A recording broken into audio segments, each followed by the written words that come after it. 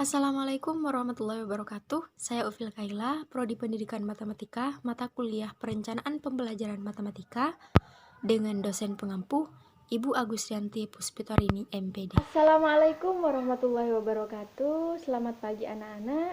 Baik, sebelum kita memulai kegiatan hari ini, berdoa dulu ya. Siapa yang mau mimpin? Oke, ayo ya, mimpin ya. Silahkan.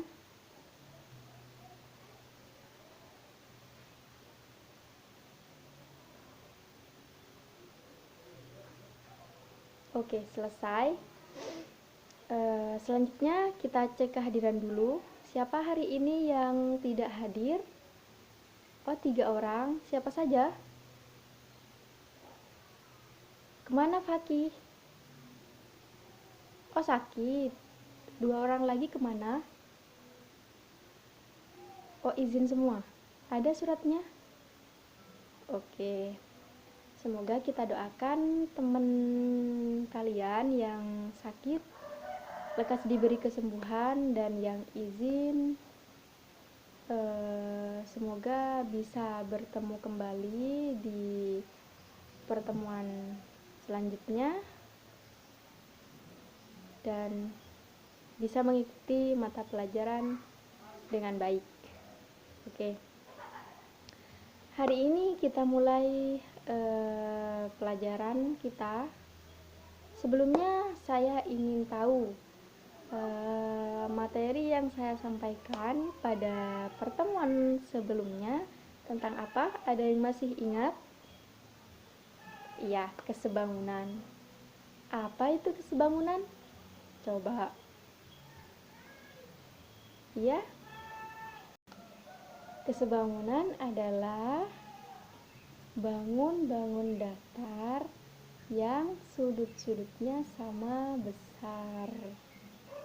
Oke, ternyata masih ingat. Terus apa yang dibahas di dalamnya? Ada 3 poin, yaitu bangun datar yang sebangun, apalagi bangun-bangun yang kongruen, kemudian apalagi kurang satu, menghitung panjang sisi yang belum diketahui dari 2 bangun yang sebangun. Oke, ternyata masih ingat semua ya. Oke, lanjut pada materi yang akan dibahas hari ini. Nah, sekarang tujuan dari materi yang akan saya sampaikan hari ini yaitu memahami 2 segitiga sebangun, kemudian memahami 2 segitiga kongruen beserta syarat-syaratnya, kemudian mengetahui perbandingan ruas garis pada segitiga. Materi ini adalah lanjutan dari materi pertemuan yang sebelumnya. Oke, lanjut ya. Kita bahas yaitu segitiga yang sebangun dan kongruen. Poin-poinnya yaitu 2 segitiga sebangun, 2 segitiga kongruen, dan perbandingan ruas garis pada segitiga. Seperti pada halaman 5-7 di situ kalian buka dan kalian baca ya. Setelah kalian baca 2 segitiga sebangun, Ibu mau tanya, apa sih syarat-syarat segitiga yang sebangun? Ayo, siapa yang mau jawab? Ya, kamu? Iya, ada 2, betul. Sebutkan apa saja syarat-syaratnya. Sudut-sudut yang bersesuaian atau seletak sama besar. Terus sisi-sisi yang bersesuaian atau seletak memiliki perbandingan yang sama. Ya, betul sekali. Kemudian kalian lihat semuanya di halaman 5, di situ ada 2 gambar segitiga. Segitiga ABC dan segitiga PQR. Di situ keterangannya 2 segitiga dikatakan sebangun jika sisi-sisi yang bersesuaian pada kedua segitiga tersebut sebanding. Jadi kedua segitiga tersebut sebanding, yaitu AB sama dengan PQ. AB banding PQ, kemudian sama dengan AC banding PR, kemudian sama dengan BC sebanding QR. Dan sudut-sudut pada dua segitiga yang bersesuaian itu sama besar, yaitu di situ ada sudut A sama dengan sudut B, kemudian sudut B sama dengan sudut Q, kemudian sudut C sama dengan sudut R. Seperti yang kalian lihat di halaman 5, di situ ada ya segitiganya, ada 2 di situ. Oke. Pada poin yang kedua yaitu segitiga kongruen, dua segitiga kongruen. Dua segitiga kongruen dikatakan jika dan hanya jika keduanya mempunyai bentuk dan ukuran yang sama. Jika demikian, unsur-unsur yang seletak saling menutup dan sempurna. Adapun syarat-syarat dari dua segitiga yang kongruen seperti yang terletak pada keterangan dan kalian baca di buku halaman 6, di situ ada syaratnya adalah yang pertama, setiap sudut yang bersesuaian sama besar. Kemudian setiap sisi yang bersesuaian sama panjang. Adapun sifat-sifat dari dua segitiga kongruen itu, di situ ada 4, yaitu ketiga panjang sisi yang bersesuaian sama panjang. Seperti terletak pada gambar, jika dua buah segitiga kongruen, ketiga sisi segitiga yang pertama sama panjang dengan ketiga sisi segitiga kedua. Sisi-sisi seletak. Seperti pada segitiga ABC dan segitiga PQR. Sisi AB sama dengan sisi PQ, sisi BC sama dengan sisi QR, dan sisi AC sama dengan PR. Sehingga dapat dikatakan bahwa segitiga ABC dan segitiga PQR itu kongruen. Kemudian sifat-sifat yang kedua, dua sisi yang bersesuaian sama panjang dan sudut yang diapitnya sama besar. Jadi, dua segitiga yang kongruen, maka dua sisi segitiga pertama sama dengan dua sisi segitiga kedua dan sudut yang diapitnya sama besar. Seperti pada gambar kedua segitiga ABC dan segitiga PQR, di situ sisi AC sama dengan sisi PR dan sudut C sama dengan sudut R dan sisi BC sama dengan sisi QR. Sehingga dapat dikatakan bahwa segitiga ABC kongruen dengan segitiga PQR. Kemudian lanjut pada sifat yang ketiga, yaitu dua sudut yang bersesuaian sama besar dan sisi yang berada di antaranya sama panjang.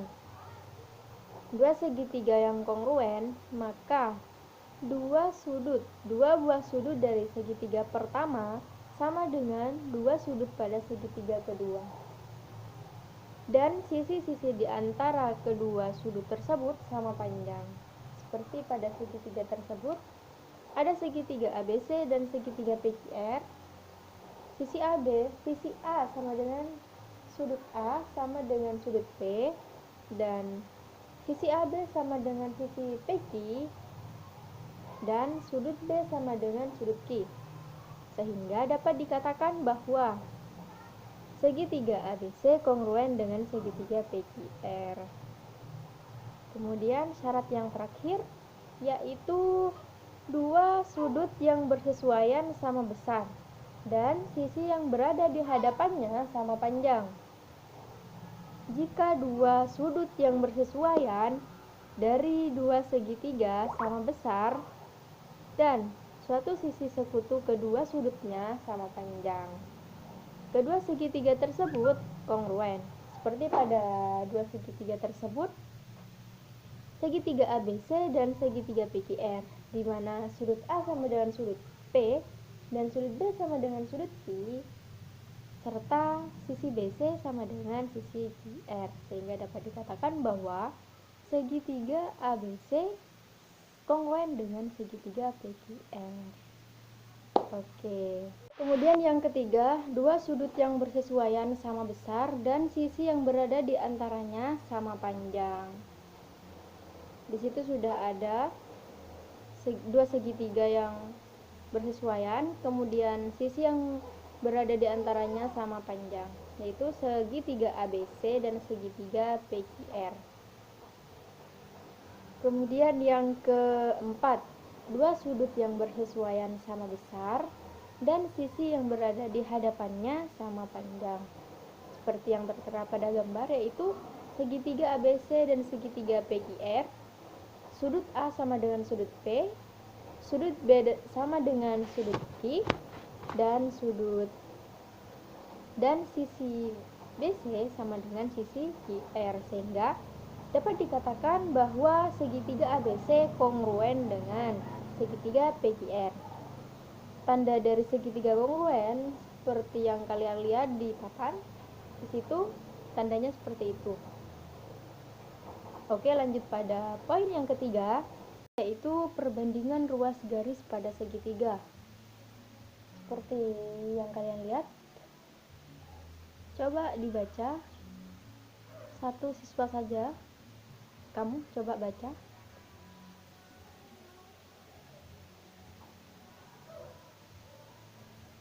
Oke, di situ sudah ada gambar ya, gambar satu segitiga. Misalkan sisi AB sejajar dengan sisi DE dan sudut CDE sama dengan sudut CAB, itu dikatakan sahadap. Kemudian sudut CED sama dengan sudut CBA, dikatakan sahadap pula. Kemudian sudut DCE sama dengan sudut ACB, itu dikatakan sudut yang berhimpit. Jadi segitiga CDE sebangun dengan segitiga CAB, sehingga diperoleh sisi CD banding CA sama dengan CE banding CB sama dengan DE banding AB. Jadi sama dengan A banding A plus B sama dengan C banding C plus D sama dengan EF. Seperti pada contoh, kalian lihat di situ.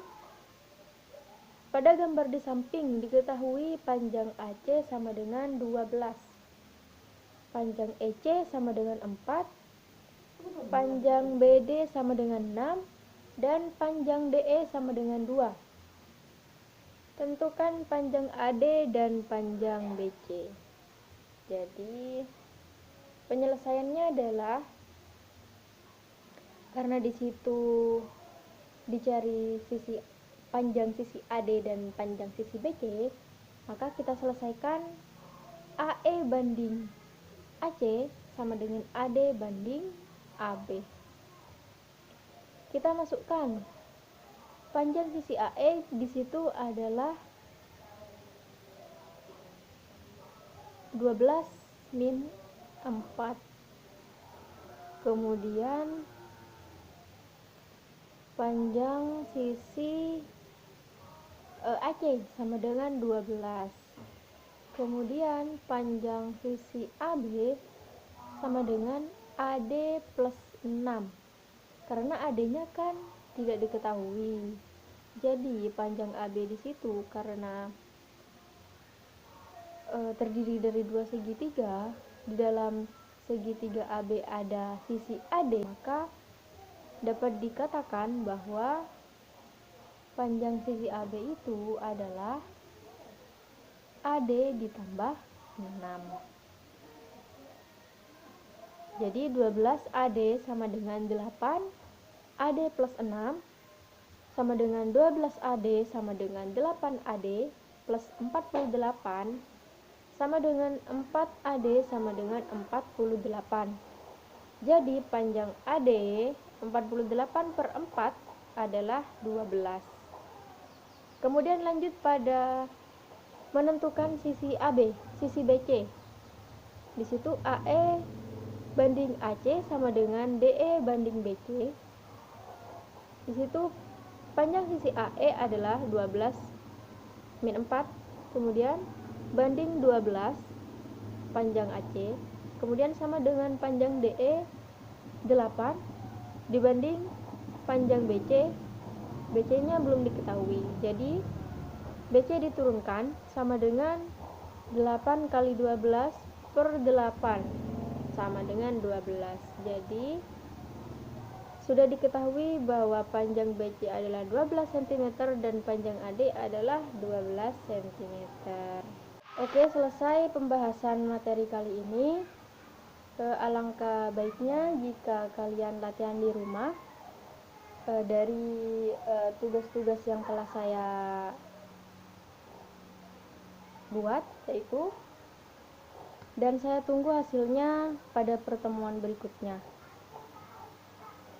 Seperti biasa, untuk pertemuan berikutnya saya akan melakukan pertanyaan-pertanyaan untuk materi yang telah saya sampaikan hari ini. Dan untuk materi yang akan saya sampaikan pada pertemuan berikutnya adalah tentang penerapan konsep kesebangunan dalam pemecahan masalah. Jadi silahkan kalian pelajari di rumah dan silahkan kalian kerjakan tugas yang telah saya berikan.